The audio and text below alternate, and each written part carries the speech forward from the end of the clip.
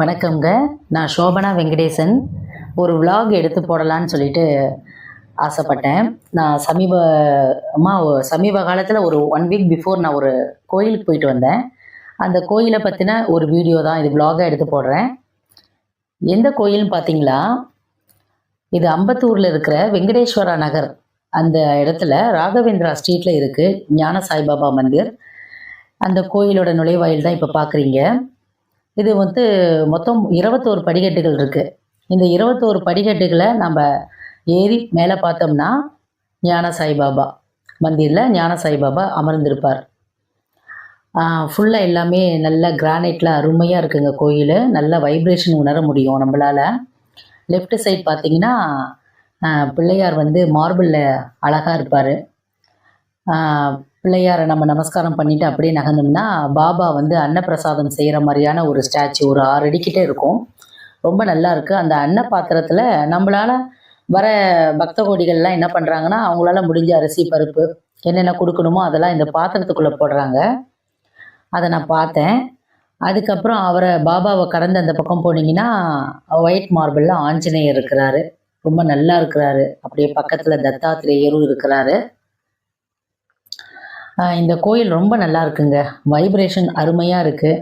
ராதாகிருஷ்ணன் ஸ்டாச்சுவும் இருக்குது. அவங்களும் மார்பிளில் செய்யப்பட்டது தான். அப்படியே பக்கத்தில் பார்த்திங்கன்னா நம்ம மகா பெரியவா, அப்புறம் துர்கை அருமையாக இருக்காங்க. அவங்களும் மார்பிள் தான். பக்கத்தில் ஒரு லக்ஷ்மி சிலை நல்லா இருக்குங்க. அப்படியே பக்கத்தில் குட்டி குட்டி விக்கிரகங்கள் இருக்குது. பக்கத்தில் மேருமலையும் உண்டு. நம்ம சாலை கிராமம் வச்சுருக்காங்க. அப்புறம் ராகவேந்திரா சிலை இந்த மாதிரிலாம் இருக்குது. அப்படியே அந்த மேருமலையை கடந்து வந்தீங்கன்னா நந்தியம்பெருமானும் சிவபெருமானும் இருக்கிறாங்க. ரொம்ப அழகாக இருக்குது. ரொம்ப நேர்த்தியாக அருமையாக இருக்கிறாங்க. அழகாக வெட்டிவேறு மாலையெல்லாம் அணிவிச்சு.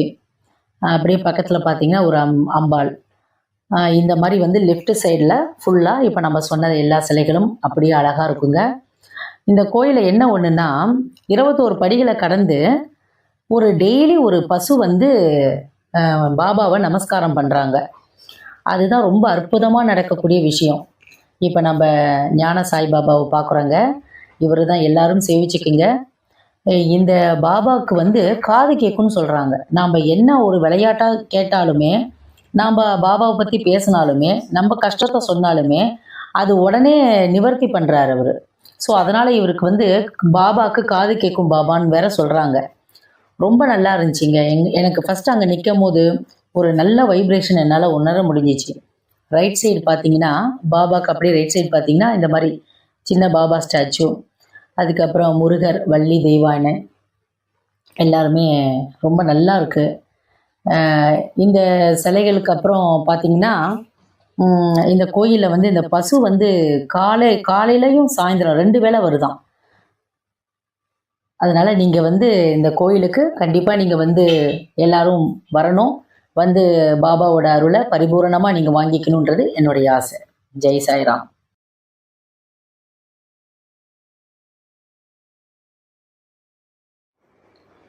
அடுத்ததாவது நம்ம இந்த துணியை பார்க்க போகிறோம்.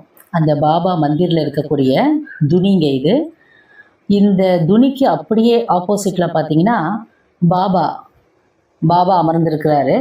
ஸோ இந்த பாபாவை நாம் என்னன்னு சொல்கிறோன்னா துவாரகா மாய் சாய்பாபான்னு சொல்கிறோம். துவாரகா மாய் சாய்பாபா அந்த துணிக்கு அப்படியே ஆப்போசிட்டில் உட்காந்துருக்கிறாருங்க. ரொம்ப அருமையாக இருக்கிறாரு. அவர்கிட்ட நம்ம போய் நின்னதுமே நம்ம மனசு ஒரு இனம் புரியாத அமைதியாகுது. அது என்னால் உணர முடிஞ்சது. இந்த துணி பூஜைன்றது என்னன்னாங்க, 9 மட்டை தேங்காய் கேட்குறாங்க. அதாவது கொப்பரை தேங்காய், உரிக்காத கொப்பரை தேங்காய், அதுதான் மட்டை தேங்காய். அந்த மட்டை தேங்காய் 9 ப்ளஸ் அவங்க நவதானியங்கள் அவங்களே கோயிலே கொடுத்துட்றாங்க. ஸோ நம்ம கையாலேயே அந்த மட்டை தேங்காய், நவதானியங்கள் எல்லாம் அந்த குருஜி நம்ம கையில் கொடுத்து துணியில் வைக்க சொல்லுவார். நெய், தேன் இது 2மே சேர்க்குறோம் துணியில் இந்த மட்டை தேங்காய் மேலே. ரொம்ப நல்லா இருக்குது. நம்மளோட கஷ்டங்கள்லாம் ஒழியுது அப்படின்னு சொல்லி எல்லா மக்களும் சொல்லி நான் கேள்விப்பட்டேன். நாங்களும் அந்த துணி பூஜையில் ஃபஸ்ட்டு டைம் கலந்துக்கிட்டோம். ரொம்ப நல்லா இருக்குங்க. நான் என்ன சொல்கிறேன்னா, உங்களுக்கு கண்டிப்பாக நீங்கள் வேண்டிக்கிட்டு இந்த துணியில் மட்டை தேங்காய் பூஜை பண்ணுறதாகட்டும், இந்த பாபா கோயிலுக்கு நீங்கள் வரதாகட்டும், கண்டிப்பாக போய் பாருங்கள். அவசியம் போய் எல்லாரும் வந்து பாபாவோட அருளை நீங்கள் வாங்கிக்கணுன்றது என்னுடைய ஆசை. நீங்கள் போய் பார்த்தீங்கன்னா தான் உங்களால் உணர முடியும். வேறு ஒன்றும் இல்லைங்க. இந்த கோயிலை பற்றின விளாக் முடிஞ்சிருச்சு. அடுத்தது குருக்கள் பேசுவார், அதை நீங்கள் கேட்கலாம். ஜெய் சாய்ராம். ஞான சாய்பாபாவின் ஆசீர்வாதம் பரிபூரணம்.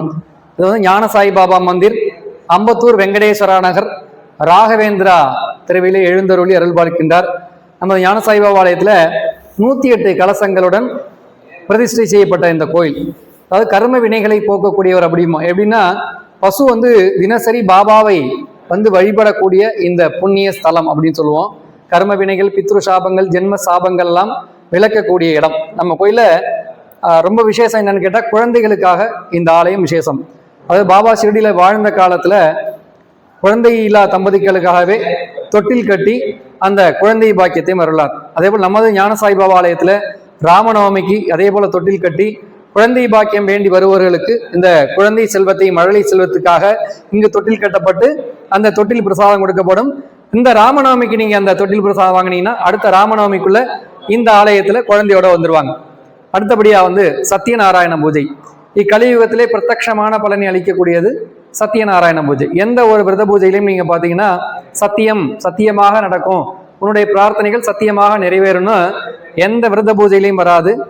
கலியுகத்திலே கஷ்டங்கள் நடக்கும்போது சத்யநாராயண பெருமானே அவதரித்து யார் இந்த சத்யநாராயண பூஜை செய்கிறார்களோ அவர்களுடைய கஷ்டங்கள் தீரும். இக்கலியுகத்திலே பிரத்யக்ஷ பலனை அளிக்கக்கூடியது இந்த சத்யநாராயண பூஜை அப்படின்னு சத்திய வாக்கு கொடுத்த இந்த சத்யநாராயண பூஜை நம்ம ஆலயத்துல பிரதி மாதம் இந்த சத்யநாராயண பூஜை நடக்கும். இங்க வந்து சத்யநாராயண பூஜை பண்றவங்களுக்கெல்லாம் ஒரு பௌர்ணமி பண்ணாங்கன்னா அடுத்த பௌர்ணமிக்குள்ளே அந்த பிரார்த்தனை பரிபூர்ணமாக நிறைவேற்றி கொடுக்கிறார். அடுத்தபடியாக துனி எனும் புனித நெருப்பு. ஷிரடியில பாபா இருக்கும்போது பாகோஜி அப்படிங்கிற குஷ்டரோக அடியவரின் குளிரை போக்குவதற்காகவும் குஷ்டரோகத்தை போக்குவதற்காகவும் ஏற்றப்பட்டது அந்த துனி. அந்த துணியில பாபா வாழ்ந்த நாள் வரைக்கும் அந்த துணியிலே அமர்ந்து தியானம் பண்ணி வரும் பக்தர்களுக்கு உதி எனும் பிரசாதத்தை மருந்தா கொடுப்பார்.